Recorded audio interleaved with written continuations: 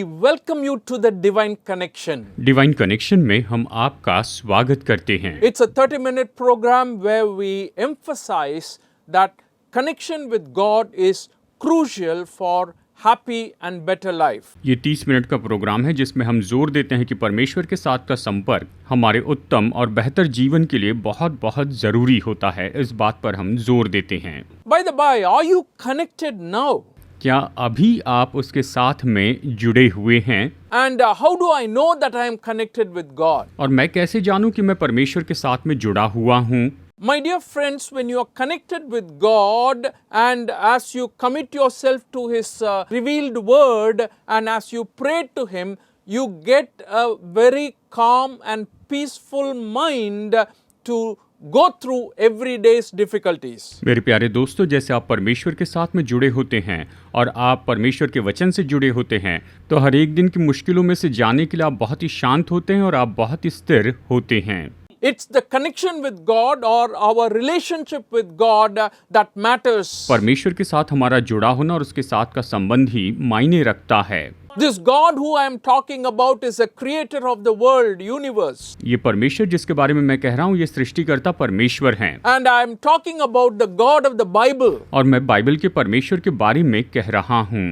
He has given us His will in this book for our life. उसने हमारे जीवन के लिए इस किताब में हमें अपनी इच्छा दी है। That's why in this program we always speak from this Bible where God is communicating to us how we ought to live, how we ought to live to have a happy and better life. और इसलिए इस programme में हम हमेशा इस Bible में से बताते हैं जहाँ पर परमेश्वर हमसे बातचीत करते हैं कि कैसे हमें जीना चाहिए कि हम खुश और बेहतर जीवन जी सकें। In this world, a lot of people worry about many things. इस संसार में बहुत से लोग बहुत सी बातों की चिंता करते हैं। If I ask you today, what are some of the things you're worrying about? अगर मैं पूछूं आप कौन सी बातों के बारे में चिंता करते हैं? A lot of people may say that they are worried about their children बहुत से लोग कहेंगे कि मुझे अपने बच्चों की चिंता है, and their future. उनके भविष्य की चिंता है, And they are worried about their physical body. या वो अपनी शारीरिक देह के बारे में चिंतित हैं। Maybe some sickness may come, that is their thought and they worry about that. शायद उन्हें कोई बीमारी हो जाएगी, इस तरह की चिंता होती है। They are worried about their future. वो अपने भविष्य के बारे में चिंतित होते हैं। A lot of things people are worried about today. आज लोग बहुत सी बातों के बारे में चिंता करते हैं। But the truth is, God does not want you to worry. लेकिन सच्चाई तो ये है कि परमेश्वर नहीं चाहते हैं कि आप चिंता करते रहें। He does not want you to sit and think in a corner and always worry about your needs and the future. वो नहीं चाहते कि आप कोने में कहीं बैठकर हमेशा अपने भविष्य के बारे में चिंता करते चले जाएं। Well, if you're someone who is behaving like that, who is running your life like that, Bible very clearly says today that you have to overcome that. अगर आप इस तरह से चिंता करने वाले व्यक्ति हैं तो बाइबल निश्चय हमें बताती है कि हमें इस बात पर जयवंत होना है। In the book of 1 Thessalonians chapter 5 verses 16 to 18, पहला थिस्सलुनीकियों अध्याय 5 वचन 16 से 18 में gives us very important steps as to how to overcome the worry and the pressures of this life. यहाँ हमें बताया गया है कि कैसे जीवन के तनाव और चिंताओं के ऊपर में हम जयवंत हो सकते हैं। 3 very important principles are given here. यहाँ पर 3 बहुत ही महत्वपूर्ण सिद्धांत बताए हैं। 1 Thessalonians 5:16 to 18. पहला थिस्सलुनीकियों अध्याय 5 वचन 16 से 18 तक। Listen to me as I read it carefully. जैसे मैं इसे पढ़ता हूँ आप मुझे गौर से सुनिए। Rejoice always. सदा आनंदित रहो। Pray continually. निरंतर प्रार्थना में लगे रहो। Give thanks in all circumstances. हर बात में धन्यवाद करो, For this is God's will for you in Christ Jesus. क्योंकि तुम्हारे लिए मसीह यीशु में परमेश्वर की यही इच्छा है। Paul here is giving some wonderful advice to the believers at Thessalonica. पौलुस यहाँ पर थिस्सलुनीकिया के विश्वासियों को बहुत ही अच्छी सलाह देता है। He was very much concerned about the church over there. वो वहाँ के चर्च की बहुत परवाह करता था। He had to leave Thessalonica city in a hurry because of the problems that arose when he was ministering there. जब पौलुस थिस्सलुनीका में सेवकाई कर रहा था तो वहां पर कुछ समस्याएं उठ खड़ी हुई और इसके कारण जल्दबाजी में उसे उस शहर से निकलना पड़ा। There were some people who were opposing him, and because of that he had to rush from there. कुछ लोग उसका विरोध कर रहे थे और इसके कारण उसे वहां से जल्दबाजी में निकलना पड़ा। At the same time, after Apostle Paul departed, he heard about what is happening in the church through some people. और जब प्रेरित पौलुस वहां से निकल गया तो कुछ लोगों के द्वारा उसे पता चला कि थिस्सलुनीकिया की कलीसिया में क्या हो रहा है। And sometimes, when believers accept Jesus Christ, the evil one continues to stir them up so that they get into trouble and does not grow in their faith. कई बार जब विश्वासी यीशु मसीह को उद्धारकर्ता स्वीकार करता है तो दुष्ट उन्हें बार बार उकसाता है कि वो मुश्किल में पड़े और विश्वास में न बढ़े। And we understand this from what Paul writes to these people, Thessalonica Christians. और पौलुस थिस्सलुनीकिया के विश्वासियों को जो लिखता है उसके कारण हम इस बात को यहाँ पर समझ सकते हैं। 1 Thessalonians chapter 4 verses 3 onwards. पहला थिस्सलुनीकियों अध्याय 4 वचन 3 से Apostle Paul says that you ought to be sanctified. That is what is God's will for you. प्रेरित पौलुस कहता है कि परमेश्वर की इच्छा ये है कि तुम पवित्र बनो। And leave sexual immorality, he says. और कहता है व्यभिचार से बचे रहो। Control your body so that you will live an honorable life. तुम अपने शरीर को अपने वश में रखो ताकि तुम एक आदरणीय जीवन जी सको। So he knew that there were some problems among the believers, among the Thessalonian Christians. So he is advising them, you have to be holy and you have to keep your body in an honorable manner to the Lord. वो जानता था थिस्सलुनीकिया के विश्वासियों में कुछ समस्या है। वो उन्हें सलाह देता है कि तुम्हें पवित्र रहना होगा और अपनी देह को प्रभु के लिए आदरणीय रखना होगा। He is warning them that their bodies are pure and holy, that they have to keep it to the Lord and as if it is only for the Lord. वो उन्हें चेतावनी देता है कि तुम अपने शरीर को पवित्र रखो प्रभु के लिए और इसे केवल प्रभु के लिए ही रखो। So this was one problem that was really making Apostle Paul to think about the church at Thessalonica. ये एक समस्या थी जिसके कारण प्रेरित पौलुस थिस्सलुनीकिया की कलीसिया के बारे में सोच रहा था। And also the other problem Apostle Paul was handling or dealing in this epistle is laziness that is found among the Thessalonian Christians. और दूसरी बात जिससे पौलुस व्यवहार कर रहा था कि वहां पर के विश्वासियों में आलस्य आ गया था।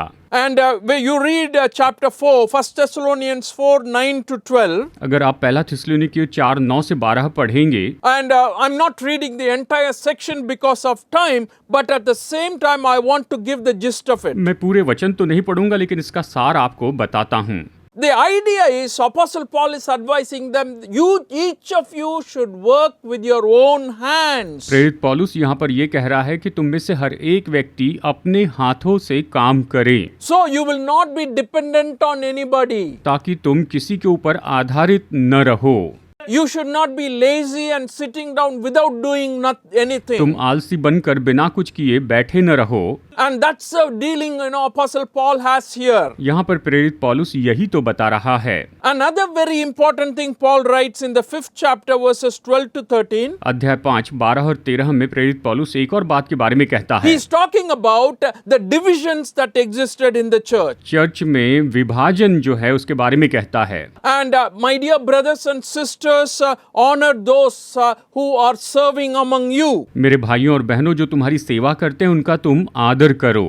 So he is calling people to come to deeper faith in the Lord Jesus Christ. वो लोगों को प्रभु यीशु मसीह में गहरे विश्वास में बुलाता है। Only then they will be able to overcome these problems. केवल तभी तो वे इन समस्याओं पर जयवंत हो पाएंगे। And I am sure today you and I can identify ourselves with the believers at Thessalonica. मैं जानता हूँ आज हम थिस्सलुनीकिया के विश्वासियों के जैसे ही हैं। Sometimes divisions happen among God's people. कई बार परमेश्वर के लोगों के बीच में विभाजन हो जाता है। Sometimes people in our churches are lazy and some of them don't go to work work properly. कई बार हमारे चर्च के लोग आलसी हो जाते हैं और चर्च में सही रीति से नहीं जाते हैं। And today also a lot of people are sitting and worrying about what is going to happen. आज बहुत से लोग बैठकर चिंता करते हैं कि क्या होने वाला है, And a lot of immorality, it is there. और बहुत सी अनैतिकता भी है। Oh, church, God sanctified it, yet we have a few people who are involved like this, but there is hope, and that is what Apostle Paul is trying to say. Church को परमेश्वर ने शुद्ध किया, लेकिन कुछ लोग इन बातों में जुड़े हैं, लेकिन फिर भी आशा है। इस तरह से यहाँ पर प्रेरित पौलुस उन्हें बताता है।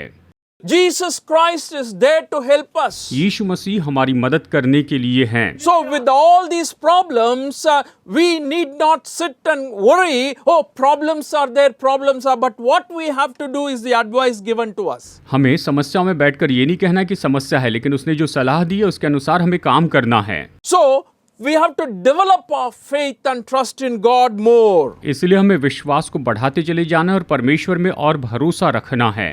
And we have to give ourselves over to God completely. और हमें खुद को पूरी तरह से परमेश्वर को देना है। And how do we do that? इसे कैसे करेंगे? And that's what Apostle Paul says, never stop rejoicing. और इसलिए प्रेरित पौलुस कहता है कि तुम कभी आनंद मनाना न छोड़ो।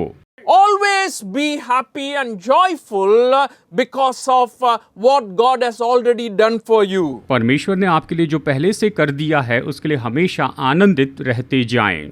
And I know very well that many of us are happy when things go well in our life. मैं जानता हूँ जब हमारे जीवन में सब कुछ अच्छा चलता है तो हम बहुत खुश रहते हैं। And I'm sure you will agree with me when I say I can be happy sometimes but not all the time. और आप सहमत होंगे जब मैं ये कहता हूँ कि मैं कई बार आनंदित रहता हूँ लेकिन हमेशा नहीं रह पाता हूँ। Here Apostle Paul is guiding us to think you have to rejoice always. यहाँ पर प्रेरित पौलुस मार्गदर्शन करके कहता है कि तुम हमेशा आनंदित रहो। And very often we go through difficulties and problems, and inside our heart we are not actually joyful, but we simply show to people as if reveal to people as if we are very very happy. कई बार हम तो अपने हृदय में आनंदित नहीं होते हैं, लेकिन हम बस लोगों के सामने ये दिखावा करते हैं कि हम तो बहुत बहुत खुश हैं, लेकिन अपने अंदर में हम आनंदित नहीं रहते हैं।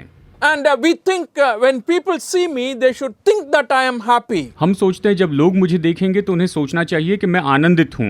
Apostle Paul here is talking about a very unique and special joy that comes only with the help of God. प्रेरित पौलुस यहाँ पर उस बहुत ही अद्भुत आनंद के बारे में कह रहा है जो केवल परमेश्वर की मदद से ही आता है। I'm sure people in the world are happy too.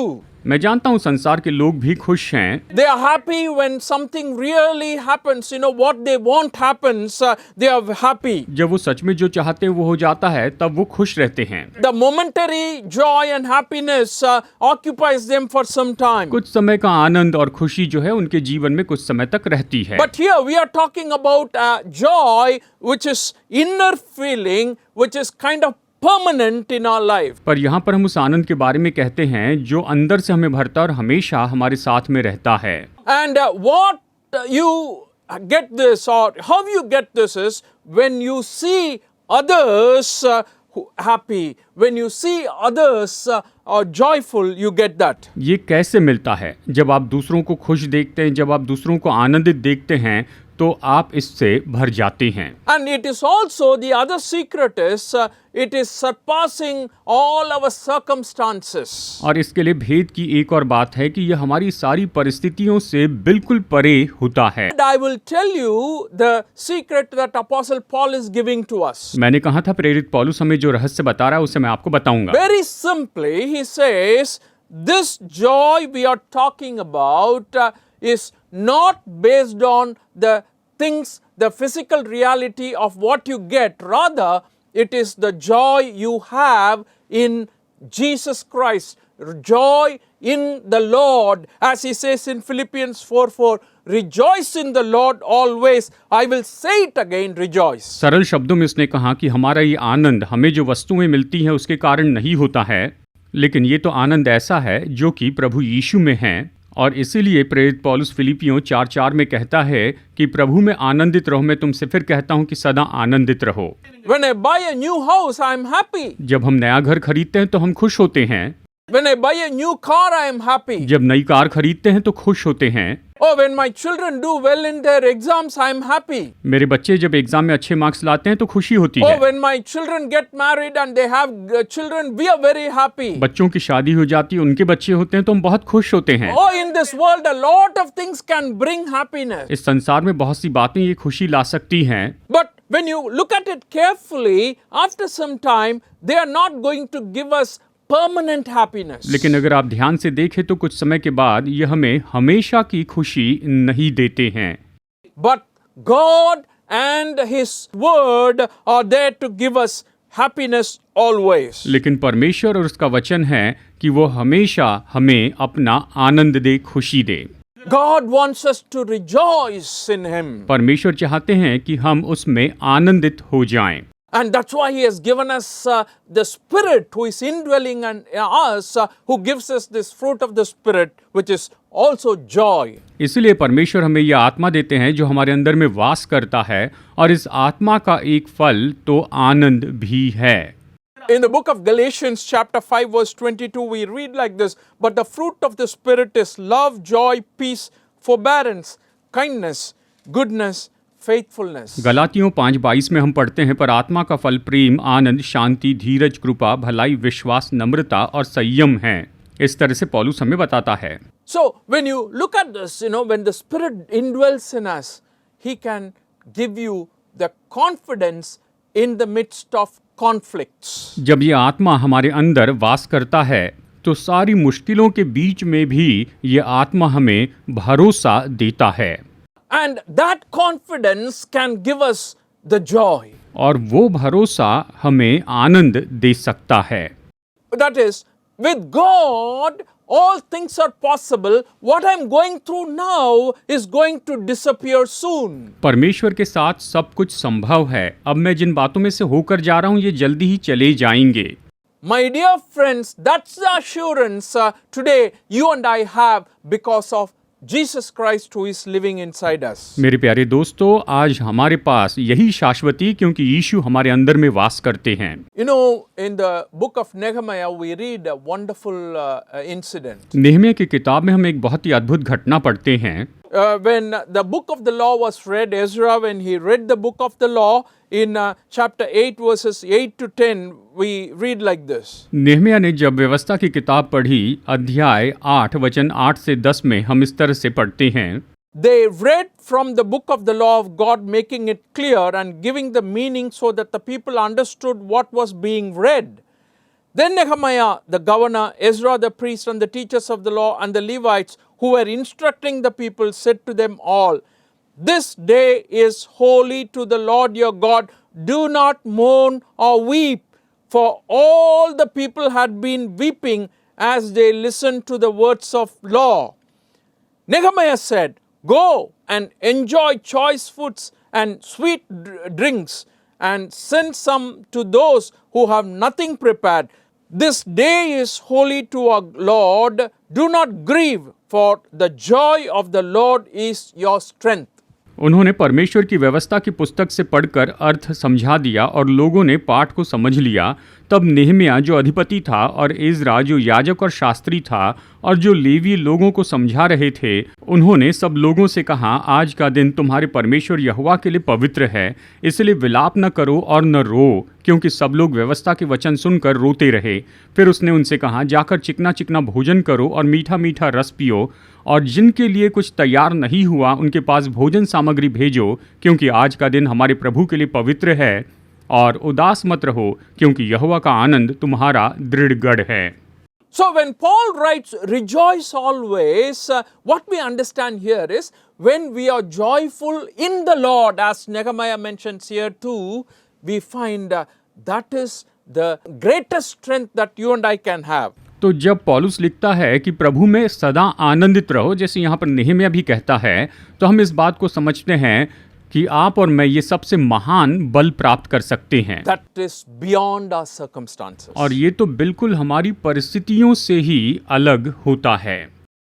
That's what Bible is talking about always. Even in the book of James chapter 1 verses 2 to 3, he says, "Consider it pure joy, my brothers and sisters, whenever you face trials of many kinds, because you know that the testing of your faith produces perseverance." Bible इसी के बारे में कहती है। याकूब अध्याय 1 वचन 2 और 3 कहता है, हे मेरे भाइयों, जब तुम नाना प्रकार की परीक्षाओं में पड़ो तो इसको पूरे आनंद की बात समझो, ये जानकर कि तुम्हारे विश्वास के परखे जाने से धीरज उत्पन्न होता है।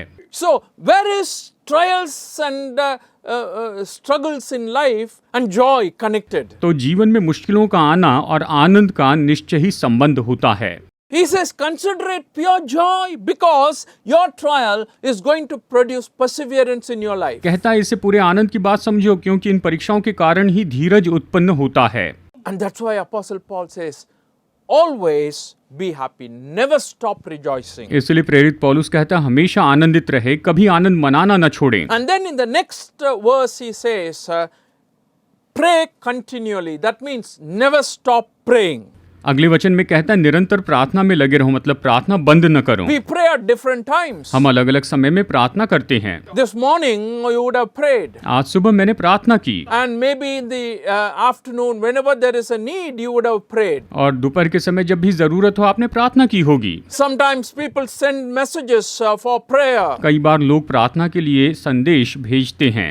And when they send that, immediately you pray for that particular person. जब वो निवेदन भेजते हैं तो आप तुरंत उस व्यक्ति के लिए प्रार्थना करते हैं। So what God is showing us here is to overcome all our worries, pray continually. परमेश्वर बता रहे हैं कि अपनी चिंताओं पर जयवंत होने के लिए निरंतर प्रार्थना में लगे रहो। This is a new method of prayer he is teaching us. वो यहाँ पर प्रार्थना का एक नया तरीका सिखा रहे हैं। That is, prayer becomes your lifestyle. मतलब प्रार्थना आपकी जीवन शैली बन जाती है। Living with the consciousness of God always in our lives. हमेशा अपने जीवन में परमेश्वर की सचेतता के साथ में जीना And constantly approaching God, continuously asking God. और निरंतर परमेश्वर के पास जाकर उससे मांगते रहना, Knowing that He will definitely grant what we are asking for. ये जानते हुए कि हम जो भी मांगते हैं वो निश्चय ही हमें देते हैं। He is a prayer answering वो God. प्रार्थना का उत्तर देने वाले हैं। All the people in the world, all the flesh will turn to Him according to the word. वचन के अनुसार सब प्राणी यानी सभी मनुष्य उसकी ओर फिरेंगे। There are many parables in the New Testament that talk about answered prayers. नए नियम में बहुत से दृष्टांत हैं जो प्रार्थनाओं के उत्तर के बारे में हमें बताते हैं। And Jesus talks about an unjust judge to whom a widow went to for judgment. यीशु ने एक अन्यायी न्यायाधीश के बारे में बताया जिसके पास विधवा जाकर अपना न्याय मांगती थी। And she did not leave him. और उस विधवा ने उसे नहीं छोड़ा। She was persistent. वो तो डटी रही, Continuously going and asking. निरंतर जाकर उससे मांगती रही। You know, he finally decided, let me do what is needed for her because she's coming and almost every day asking me to do something and this is too much for me. Let me do it. आखिरकार उसने कहा कि मैं इसका न्याय चुका देता हूँ क्योंकि ये आकर मुझे बार बार परेशान करती है, मैं इसका न्याय चुका देता हूँ। And Jesus says, your heavenly Father is definitely greater than this man. और यीशु ने कहा कि तुम्हारा स्वर्गीय पिता तो निश्चय ही इस मनुष्य से बहुत बड़ा है, महान है। He is an unjust man. वो ये मनुष्य तो अन्यायी न्यायाधीश था। He thinks that he wanted to give an answer. वो सोचता है कि वो जवाब देना चाहता है। But how much more your good heavenly Father? लेकिन तुम्हारा अच्छा भला स्वर्गीय पिता इससे बढ़कर क्यों न करेगा? What a wonderful God we have. हमारे परमेश्वर कितने अद्भुत हैं। Pray continually. निरंतर प्रार्थना करें। And he says, give thanks all the time. और ये कहता है कि हमेशा उसे धन्यवाद देते चले जाएं। Give thanks in all circumstances. हर एक परिस्थिति में उसे धन्यवाद देते जाएं। And that's a calling given to us today, dear friends. आज हमें ये बुलाहट दी गई है दोस्तों। And that's when we can be worry-free people. और तभी तो हम पूरी तरह से चिंता से आजाद व्यक्ति हो सकते हैं। And these are what we call as action verb. और देखिए इन्हें ही तो हम एक्शन वर्ब कहते हैं। These are imperative in the scriptures. ये तो वचन में हमें कुछ करने को बताने वाले वचन हैं। And it should be done every day. और इसे प्रतिदिन करना चाहिए। And that's the assurance we have from Romans 15:13. May the God of hope fill you with all joy and peace as you trust in Him, so that you may overflow with hope by the power of the Holy Spirit. Romeo 15:13 यही तो कहता है, परमेश्वर जो आशा का दाता है तुम्हें विश्वास करने में सब प्रकार के आनंद और शांति से परिपूर्ण करे कि पवित्र आत्मा की सामर्थ से तुम्हारी आशा बढ़ती जाए। हमारे पास यही शाश्वती है। God bless you today. परमेश्वर आज आपको बहुतायत से आशीष दे।